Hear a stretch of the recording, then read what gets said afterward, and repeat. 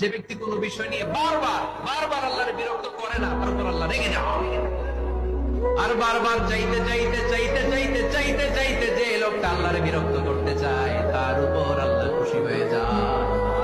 আর মনে রাখতে হবে, the grief isn't permanent, the struggle isn't permanent. এই পৃথিবীর কোন দুঃখ, কষ্ট আর সমস্যা এটা পার্মানেন্ট নয়। সমস্যার পরে সমাধান আছে, দুঃখের পরে আনন্দ আছে। মাঝে মাঝে আল্লাহ আমাদেরকে দুঃখ কষ্ট দিয়ে পরীক্ষা করতে চান, এগুলো আমাদের জন্য খারাপ নয়। এই দুঃখ কষ্ট বিপদ আমাদের কোমরকে সোজা করে, আমাদের পায়ের মাটিকে শক্ত করে। চিল্লায় বলেন ঠিক কিনা? প্রতিকূল পরিবেশে কিভাবে বাঁচতে হয় এই দুঃখ কষ্ট আমাদেরকে শিখায়। এজন্য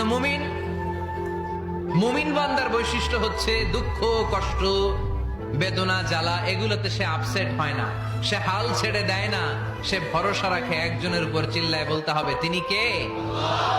কারণ মুমিন জানে রাত্রি যত গভীর হয়, অন্ধকার তমানিসা ভেদ করে সুবহে সাদিক হয়।